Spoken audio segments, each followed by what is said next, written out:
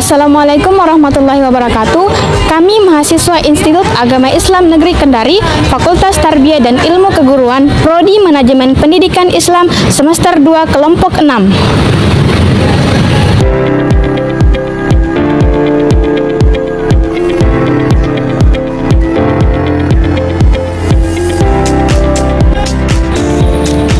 Perkenalkan, nama saya Mirna dengan NIM 202401010030449.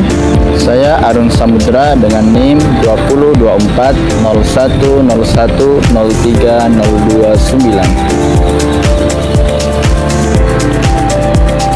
Video ini dibuat untuk menyelesaikan tugas mata kuliah Administrasi Perkantoran dengan dosen pengampu Bapak Dr. Syamsuddin MPD.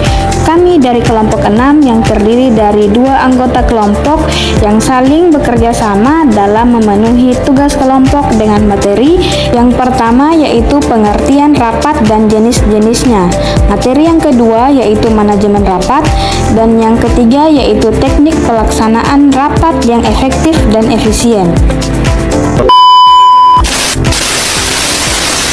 Mana ini Arun? Oh, sana dia Pale. Arun, Apa? kau dipanggil sana rapat HMPS. Rapat? Apa itu rapat? Rapat itu adalah komunikasi yang dilakukan 2 orang atau lebih yang bersifat timbal balik untuk mendapatkan kesepahaman dan pengambilan keputusan langkah tertentu, di mana bahasan yang dibahas dalam rapat mengenai evaluasi pekerjaan, masalah dalam bekerja sama, dan penyusunan suatu rencana.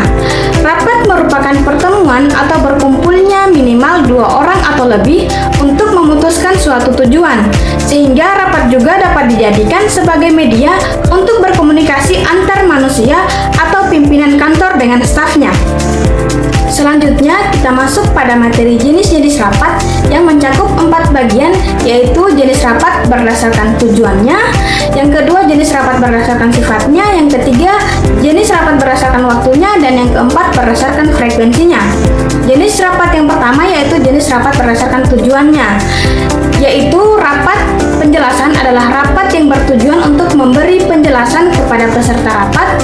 Peserta bisa mendengarkan dan mengajukan pertanyaan pada pimpinan rapat. Selanjutnya, rapat pemecahan masalah adalah rapat yang bertujuan untuk mencari solusi dalam penyelesaian masalah yang sedang terjadi. Pada rapat ini, peserta memiliki peran yang besar dalam memberikan masukan. Yang terakhir yaitu rapat perundingan adalah rapat yang bertujuan untuk mencari jalan tengah supaya tidak merugikan pihak manapun yang sedang berselisih. Jenis rapat yang kedua yaitu jenis rapat berdasarkan sifatnya, yaitu rapat resmi atau formal meeting, di mana dilaksanakan untuk membicarakan masalah yang dianggap sangat penting dan ada peraturan keprotokolan yang berlaku guna mengatur kelancaran terselenggaranya rapat. Yang kedua yaitu rapat tidak resmi atau informal meeting, di mana diselenggarakan tidak sesuai dengan jadwal yang telah diagendakan. Rapat ini biasa dilakukan untuk membahas suatu masalah yang terjadi secara tiba-tiba. Yang terakhir yaitu rapat terbuka ialah rapat yang dihadiri oleh seluruh anggota perusahaan dan pembahasan materi di dalamnya tidak bersifat rahasia. Dan rapat tertutup ialah rapat yang dihadiri oleh anggota rapat tertentu dan membahas di dalam rapat tersebut bersifat rahasia. Jenis rapat selanjutnya yaitu jenis rapat berdasarkan waktunya yang terdapat beberapa bagian. Yang pertama yaitu rapat mingguan, di mana dilaksanakan seminggu sekali membahas masalah yang bersifat rutin. Yang kedua yaitu rapat bulanan, di mana dilaksanakan sebulan sekali guna membahas masalah yang terjadi pada bulan lalu. Yang ketiga yaitu rapat semesteran, dilaksanakan 6 bulan sekali guna membahas masalah yang terjadi dalam 6 bulan yang lalu dan pembahasan program lanjutan untuk 6 bulan ke depannya. Yang keempat yaitu rapat tahunan, di mana dilaksanakan setahun sekali, contohnya rapat dewan atau komisaris. Dan jenis rapat yang terakhir yaitu jenis rapat berdasarkan frekuensinya. Yang pertama yaitu rapat rutin, jenis rapat yang sudah ditentukan waktu pelaksanaannya, seperti rapat mingguan. Yang kedua yaitu rapat insidental, adalah jenis rapat yang tidak terjadwal pelaksanaannya. Biasanya rapat insidental bertujuan membahas masalah yang penting dan mendadak yang memang harus segera diselesaikan. Selanjutnya kita akan membahas manajemen rapat. Manajemen rapat itu adalah merencanakan, mengorganisasikan, memimpin, dan mengontrol rapat yang merupakan suatu kegiatan tatap muka resmi yang telah diagendakan yang dilakukan oleh 2 orang atau lebih yang bertujuan untuk membahas suatu permasalahan, mencari jalan keluarnya, dan menghadapi keputusan agar mencapai tujuan. Manajemen rapat meliputi kegiatan perencanaan, pengorganisasian, pengarahan, dan pengendalian semua kegiatan yang akan dilaksanakan. Dalam rapat, perencanaan rapat perlu memperhatikan mengapa, apa, siapa, bila mana, di mana, dan bagaimana rapat akan diselenggarakan. Sehingga dengan manajemen rapat yang baik diharapkan rapat dapat diselenggarakan dengan efektif dan efisien. Dalam manajemen rapat ini terdapat beberapa aktivitas yang secara prinsip dapat dijangkau. Yang pertama yaitu perencanaan rapat. Kegiatan pertama yang harus dilakukan adalah perencanaan. Kegiatan ini biasanya dikerjakan oleh pimpinan dan juga agendaris. Perencanaan merupakan suatu proses mengidentifikasi, memprediksi, meramal, dan memilih tujuan yang tepat. Yang kedua yaitu pengorganisasian rapat. Unsur kedua dalam kegiatan rapat adalah pengorganisasian. Di dalam rapat, organizing di sini yaitu menentukan pembagian tugas yang harus dilakukan agar tujuan rapat dapat tercapai secara efisien. Misalnya, menentukan tugas pemimpin rapat, tugas masing-masing pembicara, tugas sekretaris rapat, peserta rapat, dan juga eksekutor dari keputusan yang telah disepakati. Yang ketiga yaitu pengarahan dalam rapat. Memberikan pengarahan merupakan tugas dari pemimpin rapat. Pemimpin rapat diharapkan mampu memberikan pengarahan, memberikan semangat pada peserta yang berpendapat, dan membuat para anggota organisasi sadar akan perannya sebagai peserta rapat agar turut berpartisipasi dalam memberikan saran dalam mencapai tujuan organisasi. Yang terakhir yaitu pengendalian.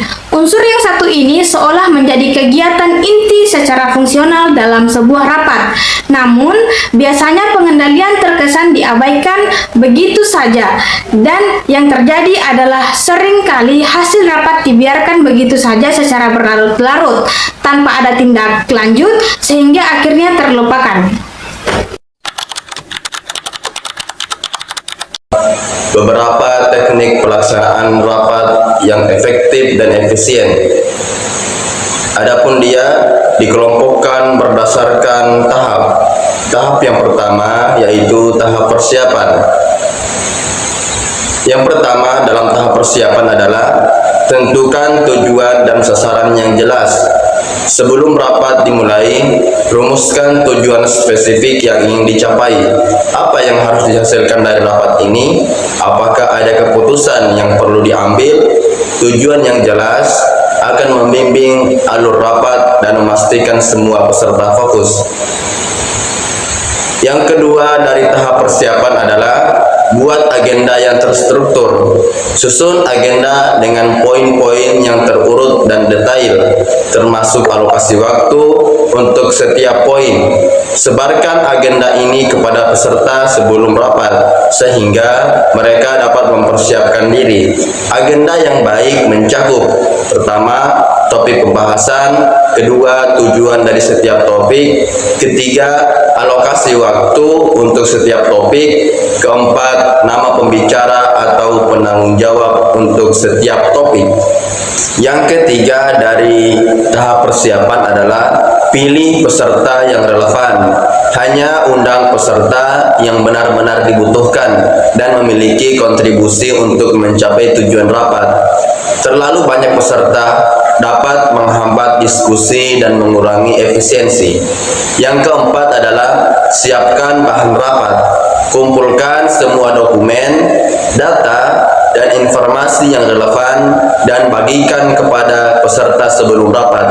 Ini akan menghemat waktu selama rapat dan memastikan semua peserta memiliki informasi yang sama. Yang kedua adalah tahap pelaksanaan. Adapun di tahap pelaksanaan terdiri dari 5 poin. Yang pertama, mulai dan akhiri tepat waktu. Patuhi jadwal yang telah ditentukan. Mulai dan akhiri rapat tepat waktu untuk menghargai waktu semua peserta. Poin yang kedua dari tahap pelaksanaan adalah tunjuk pemimpin rapat yang efektif. Pilih pemimpin rapat yang berpengalaman, mampu mengelola diskusi, dan memastikan semua peserta dapat berkontribusi. Tugas pemimpin termasuk yang pertama, membuka dan menutup rapat. Yang kedua, memastikan semua poin agenda tercakup. Yang ketiga, mengatur waktu. Yang keempat, memfasilitasi diskusi. Yang kelima, memastikan semua peserta terlibat. Dan yang terakhir, merangkum keputusan dan tindakan selanjutnya. Yang ketiga dari tahap pelaksanaan adalah kelola diskusi secara efektif. Pastikan diskusi tetap berfokus pada agenda. Hindari penyimpangan yang tidak perlu. Gunakan teknik-teknik pengelolaan diskusi seperti yang pertama, membatasi waktu bicara setiap peserta. Yang kedua, mengalihkan diskusi yang menyimpang. Yang ketiga, meminta klarifikasi jika diperlukan. Dan terakhir, merangkum poin-poin penting secara berkala. Yang keempat dari tahap pelaksanaan adalah gunakan teknik pengambilan keputusan yang tepat. Pilih metode pengambilan keputusan yang sesuai dengan situasi dan kebutuhan, misalnya voting, konsensus, atau delegasi. Yang kelima, buat notulen rapat. Seseorang harus mencatat poin-poin penting yang dibahas, keputusan yang diambil, dan tugas yang diberikan kepada masing-masing peserta. Sebarkan notulen kepada semua peserta setelah rapat. Yang selanjutnya adalah tahap yang terakhir, yaitu tahap pasca rapat.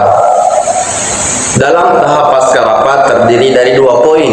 Poin yang pertama adalah tindak lanjut. Pastikan semua keputusan dan tugas yang telah disepakati ditindaklanjuti dengan tepat dan tepat waktu. Poin yang kedua adalah evaluasi rapat. Setelah rapat, evaluasi efektivitas dan efisiensi rapat. Apa yang berjalan dengan baik, apa yang perlu diperbaiki untuk rapat selanjutnya. Evaluasi ini akan membantu meningkatkan kualitas rapat di masa mendatang. Dengan menerapkan teknik-teknik di atas, kita dapat melaksanakan rapat yang efektif dan efisien, menghasilkan keputusan yang berkualitas, dan memaksimalkan penggunaan waktu dan sumber daya.